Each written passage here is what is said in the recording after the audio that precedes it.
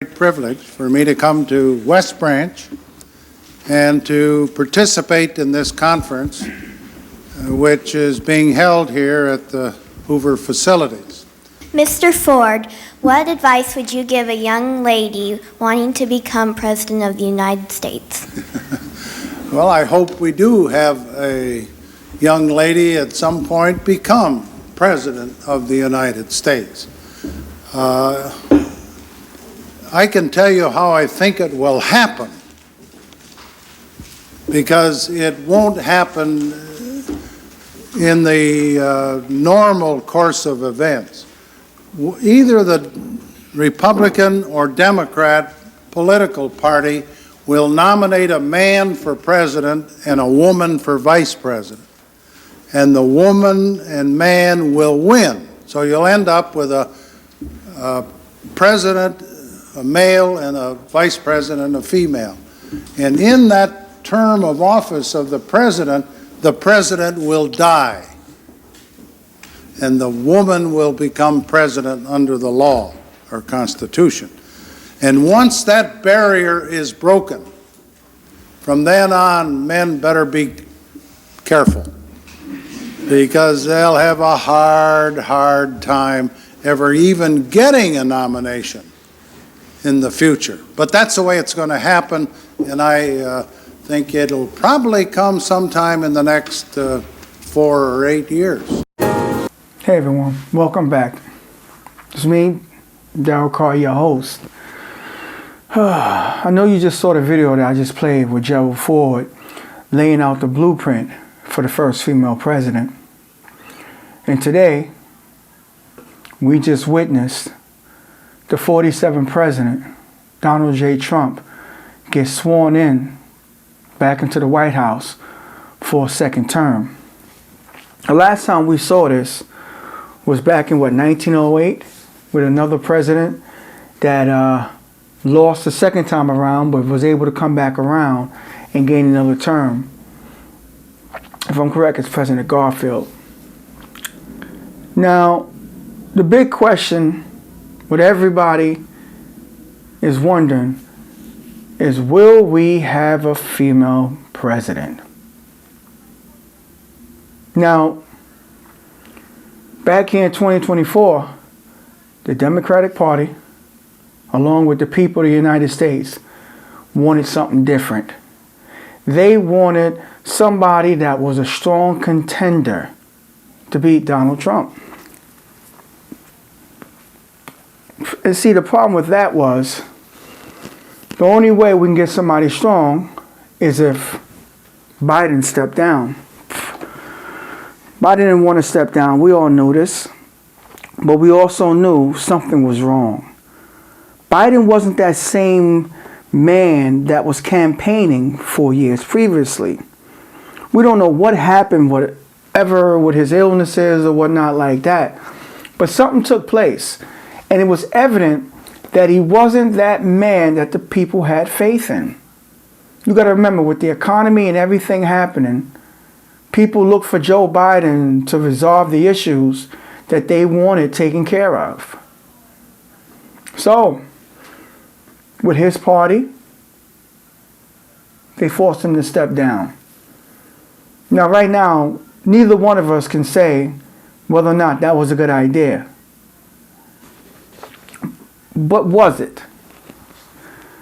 Now, Gerald Ford said what would happen would be that a president would elect a female vice president, and while in the course of him being in the office, he would take sick or possibly die, which would leave the female vice president to step up to the plate to be sworn in as the first female president. Now, with Biden being in the office, there was a possibility that that could have happened. A lot of people thought that Biden was going to wind up dying in the White House. He was going to become gravely ill. Something was going to happen that was going to leave Kamala in the effects of being the next president.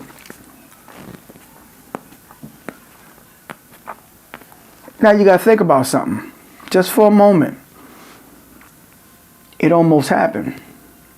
By Joe Biden stepping down, it left Kamala a chance to now be the Democratic nominee for female president. Now you had your people over there arguing and saying that, hey, wait a minute. She wasn't chosen by the people. She wasn't this. She wasn't that. That wasn't who we wanted. But at the same time, if you look at it, she was the strongest candidate at the time. People complained about Joe Biden's age. People complained about his cognitive abilities. Even Trump. People didn't take notice of Joe Biden's cognitive abilities until they had that debate. It was that debate that sealed everything all, that made people question whether or not Joe Biden was strong enough. It made me question the same thing. So I know it made you question that. But wait a minute. Let's think for a moment. With all of that happening, his own party felt it would be better if Joe Biden stepped down. I'm not going to lie to you. I thought it was wrong. I thought that they at least should have had faith, but they didn't want to see Donald Trump make it back into the White House. I feel like I got to continue to say this. I'm not a fan of him. I'm just never been a fan of him at all. But you got to respect the guy, and I'm going to explain to you why. So Joe Biden, he steps down from the nominee. Well, no, he steps down from being the candidate's nominee and allow Kamala Harris to. Now, this is where things get a little crazy. Kamala Harris, now, the moment the people found out that Kamala Harris was going to be the running mate, the presidential running mate, things changed.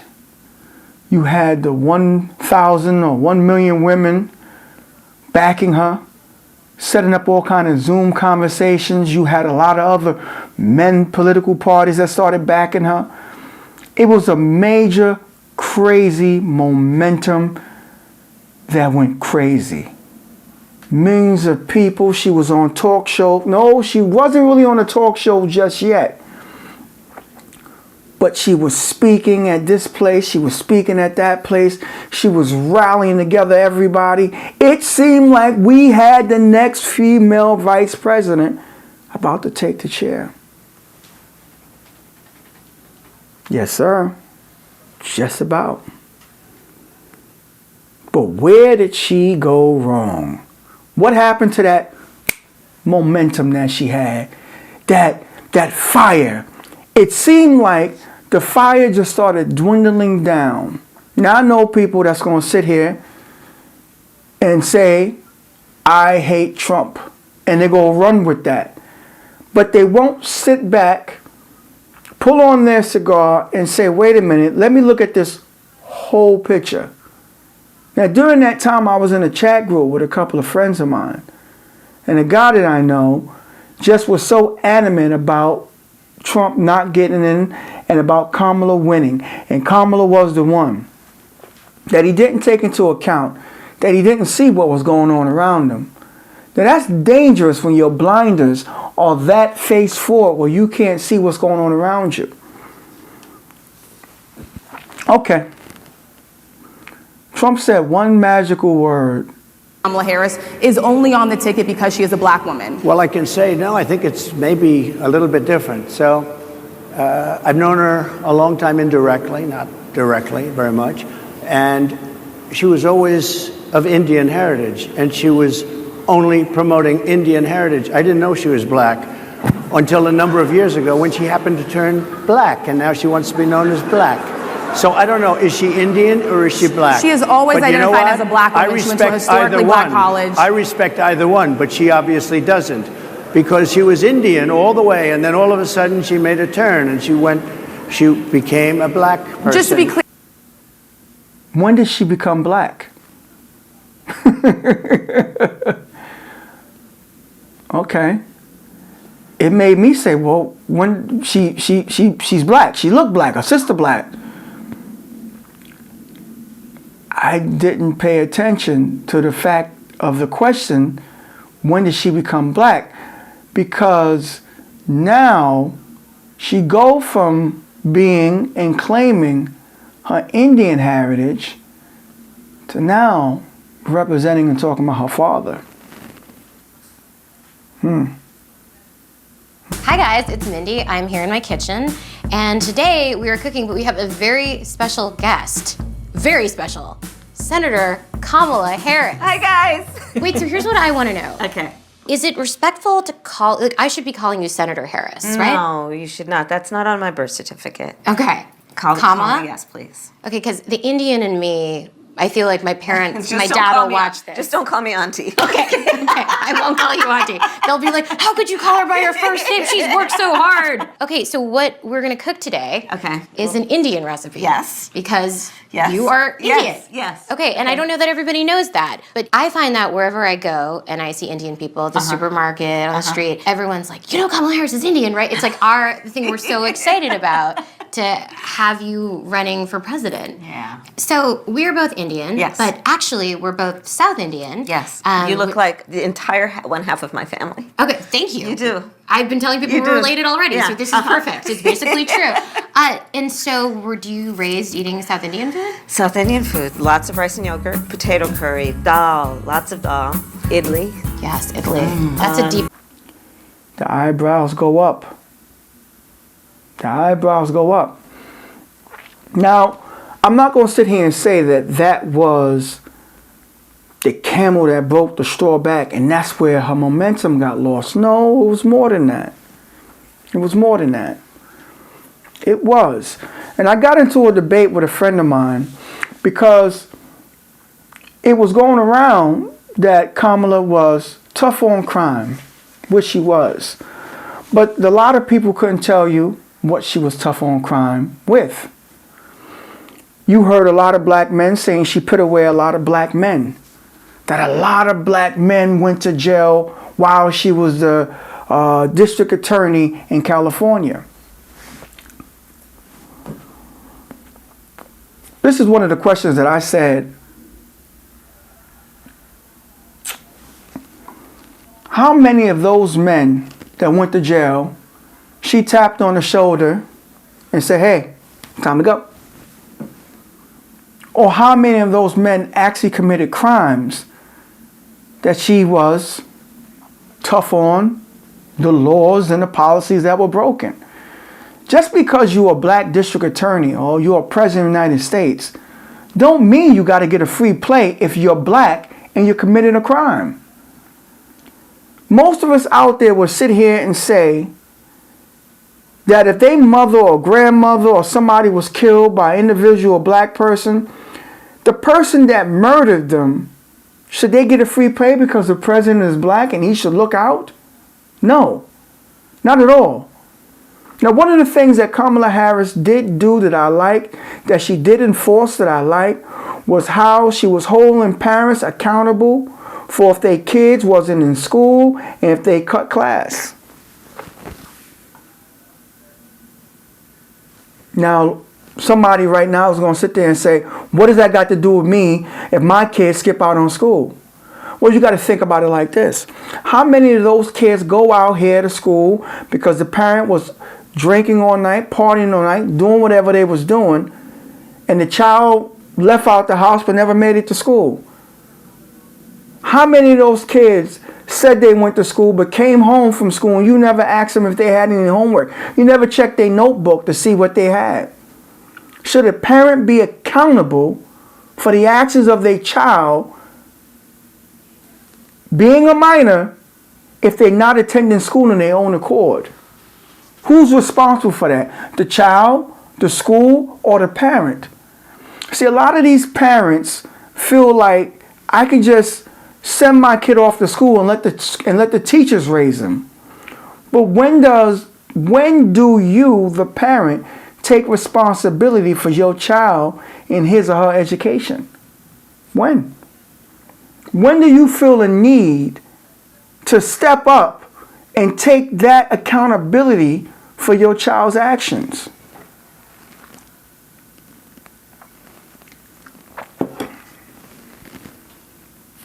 I'm not gonna get an answer. I know I won't. So I'm gonna go on to my next. So it was that policy that she did, that she put in place out in California. To tell you the truth, that was some shit. That was good. Because now, you being a parent, knowing that you could face possible jail time, whether it be 2 weeks, 10 days, 30 days, you're going to sit on top of your child's ass. And you're going to do what you have to do to make sure your child is going to school. You know why? You don't want no jail time. Now let me tell you something. Let's go back a minute. Let's talk about black men saying she locked up a lot of black men. I just said, should they have gotten a free play because she was black? No, not at all. If you commit a crime, if you commit an infraction against the law, why shouldn't you serve your time? Why should you get a free play? Now, don't get me wrong. For something that's you should get 30 days for, should you get 5 years for it? No. Now, I can't go into details and saying that's what the situation was. No. But you got to think. Crime is high in certain black neighborhoods because there's black people in those neighborhoods. Duh. Nobody's excusing the fact that crime don't take place in white neighborhoods. They do. However, there's a lot of crime taking place in black neighborhoods, and I grew up in a black neighborhood myself and saw it. People look to these black officials, black politicians as their savior to a point where if they do something wrong, hey brother, give me a chance. But you're a human being, and this person is a human being just as you, and you committed a crime. Now, if it was somebody else, you would want that same crime that they committed, you would want them to be punished for. Tell me I'm wrong. Bet you can't. Okay. So now you got black people saying that she was locking up a whole lot of black men. On top of that, you got the question is, when did she become black? Did she use that to get the black vote? And then you got her sexual, how can I say this? You got it where they talked about the men she dealt with. They showed pictures of her in bikinis. They showed her on the beach with certain individuals. They showed all of that. Was that right? We all got a past.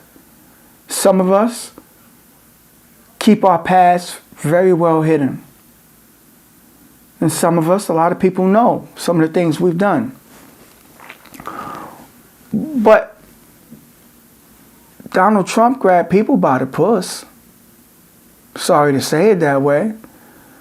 Donald Trump discriminated against people in housing. But is he a racist? We'll get to that later. So, okay, so now you got those three factors. You got, when did she become black? She locked up a lot of black men. And then you got her dating life. Okay, you got her dating life. Now let's go back to the black men. Her not being voted for by black men, could it have been because she was an authoritative black female that that she reminded them of their baby mothers and had these flashbacks? Or the Hispanics. Could it have been they didn't want to see a female in that chair? Because when it comes down to their culture, they respect the authority of a man, preferably white. However,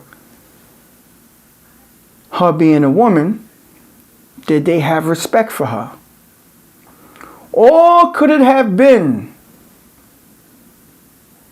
the guns? You can't take away people's right to the Second Amendment, to the right to bear arms. Could it have been she was going to do something that was going to disturb the operations of people owning firearms? Now I know what you're saying, but she's a firearm license holder too. Yeah, she is. But she also got more security than the average man. So do she ever really need her firearm? Think about that. Now, with all that being said, what do you think her downfall was? She had 4 major strikes against her. 5 if you want to count her being black. The black part could have played. But I know what you're thinking. I do. But we had a black president. Correct. We had a stern black president that to this day people say he did nothing for them. What did you want him to do? On the other hand, you say Trump did so much for us. Trump gave us a stimulus check. Well, the Democrats voted for us to get that. Trump just stamped his name on it. So the money didn't really come from his pocket. You know, the Make America Great Again thing, it played better this time around. And let me tell you why. You do got gas prices high. You do have inflation. You do have food prices soaring. You got a lot going on. It wasn't so much of grabbing by the puss. It wasn't so much of him doing the insurrection. Nobody cared about it. But you had people that cared, and the people that voted for him just didn't care about it. Why? People are hurting. People are suffering. People are looking for someone to have the balls to put on the table and say, this is what it is, and this is what I'm going to do. Joe Biden didn't have that. Joe Biden had his faith, and he went on that. But he wasn't tough. Joe Biden wasn't the Joe Biden of 35 years ago.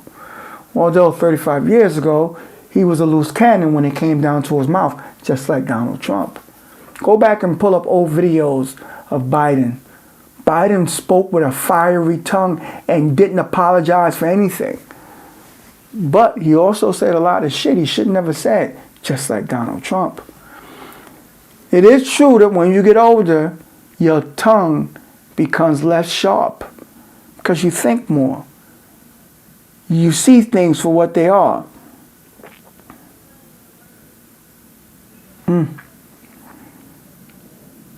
So the fact that Donald Trump said what he said, the fact he's walking high and walking tough, people like that balls brassy shit. They do. That's that New York.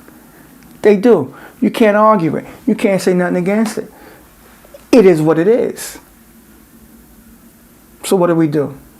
Nothing. But sit back. Is he the smartest man to ever be president? No. We have had smarter. We have had smarter. We have had smarter. George W., you know, he was not one of the smartest presidents, but that whole dead or alive thing with Osama bin Laden, yeah, he did what he did, and people loved it. And he got 2 terms out of it.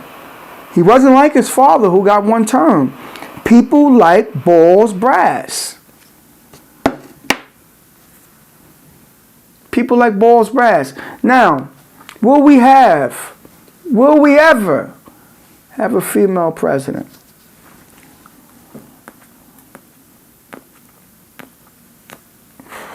Yes, I believe it. I don't know when it's going to come. It will come in my lifetime. But I got to tell you the secret to us having a female president. Got to tell you the secret. For one, she can't sit up here and harp on women's right and the right to choose. Why? Because men think they are being excluded, and they think they are going to be attacked, having a head woman in charge. That's one of the things Kamala did. Women rights, productive this, productive that, this and that. You leave a man sitting there saying, what about me? What are you going to do for me? Oh, they go all gang up on all the men. Oh, we can't have this. Oh, I'm not voting for her. That's the first thing. That was Kamala's downfall. Kamala's downfall that she harped in on women. If Obama came in saying he's going to do this and that for blacks, and that and this for blacks, and everything for blacks, do you know he wouldn't have made it? If Donald Trump said he's doing everything for the white man and the man this and the man that and this and that and that and that, he wouldn't have made it.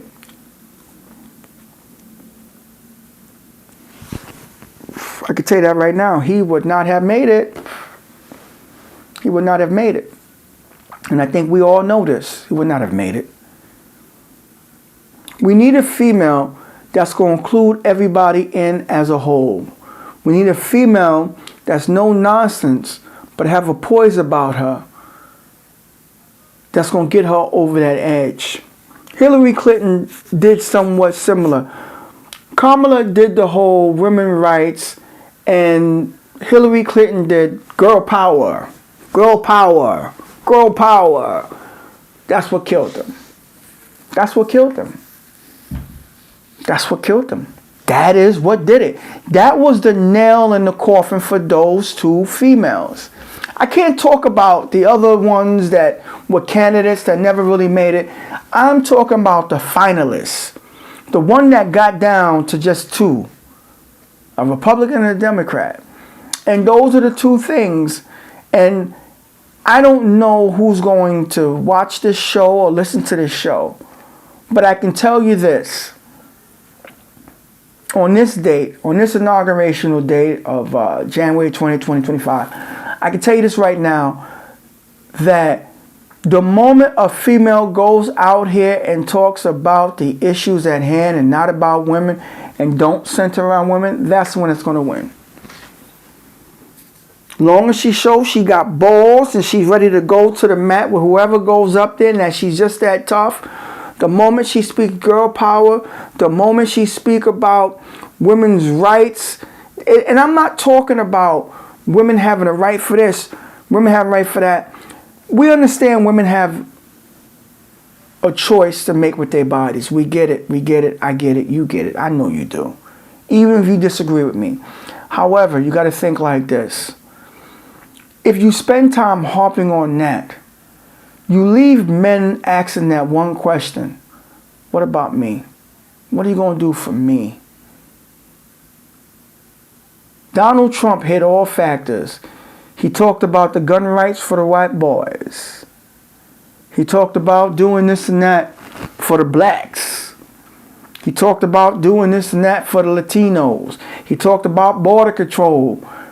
All those neighboring states that got Mexico on the borders of it. Who's on the other end of those? Those good old white boys. They not having that. He spoke to everybody if you listen. Now I know I got some people out there that's going to sit there and just be one-sided. God bless you. Because you ain't never going to see what's around you. But for the ones that see the spectrum, that see the whole picture, that see that whole panoramic view, you understand where I'm coming from. And I can guarantee it. We will have a female president. I'm not going to sit here and say, well, in the next 4 years, I don't know who's coming up in 4 years. You have J.D. Vance, who everybody thinking he's going to be the next Donald Trump, and he's going to be the next one to be president. I highly doubt it if the Democrats can find somebody. Now, a lot of people ain't going to like this. I'm banking on Trump succeeding. Why? I think that this time he's a little more smart, a little more educated, and he knows what he's doing. And the Republicans won't let him just throw anybody in there anymore. They're going to scrutinize this time around. But if he fails, which is a big possibility because he might step on his own dick. He might. He just might. Got to see. But if he does, that's going to leave a door wide open for the Democrats, and they need a candidate that's going to blow the roof off of this, whether male or female. But they got to have somebody that's going to blow the roof off. And that's the only way we're going to get back to it being Democrats in the chair again. So I guess I answered it. Will we have that female president? Gerald Ford came so close in his prediction. God bless his soul because he's no longer with us. He came so close to laying out that roadmap. And there's a possibility that that may come about. And like he said, once that woman get in the chair, she's going to give all the boys a run for their money, just like he said, and I believe it. Some women can agree with me on this. There's a lot of women out here that know how to govern, that know how to lead. They've been taught by their daddies, their uncles, they've been taught. Those that were taught by their fathers and their uncles, those strong male figures in their family, how to run something, that's the one that's going to be able to come across and realize, hey. It's not about all women rights. That's there. We'll work on that later. But we got to work on this. That's the one that's going to take the seat. And I hope I've lived long enough to see it. I was blessed and fortunate to see a black president take the chair, President Obama. Now, we have to wait to see what happens on his next one. I will report situations and things that go on in this administration. I will keep up with that. And see, I want to see the guy succeed. I do. Because there's going to be a lot of people out here that's going to be hurt. There's a lot of people out there that lost their homes under Trump, and they blamed him for it. But you ever thought about, was it your bad decisions that may have cost it? Sometimes when you hold a lot of anger inside here, it blocks you from making the decisions for your life. And it causes you to make the decisions that make your life harder than what it is. I hope I explained that right to you, but I know a couple of people in my life like that. They so hell-bent on hell that they don't see that heaven is behind them. The only thing you have to do is turn over and just give yourself a little bit of peace. Lay down your sword. Trump is not the best person for us to have. But I would think that this time, it's not a show to him. This is going to be his crown and legacy. And I think he might get it right this time. I think. Could I be wrong? Yeah. Can I live with it if I am? Yeah. Because none of us walking this earth are perfect. So in closing, if you haven't already, please like, subscribe to the show. Whether it's on Apple or iTunes, whether it's on Spotify, Google Play, subscribe. I can guarantee you there's going to be some good stuff coming up. And let me know what you think. If you're on YouTube, please like, subscribe, and share. I got so much I want to offer you, and I got so much coming up. Until next time, and by the way, a Happy New Year. And I pray this new year turns out to be your best. Even though we may not be satisfied with the selection of the president, but who knows, maybe your life can be fruitful. Till next time, I'm Darryl Carr. Later.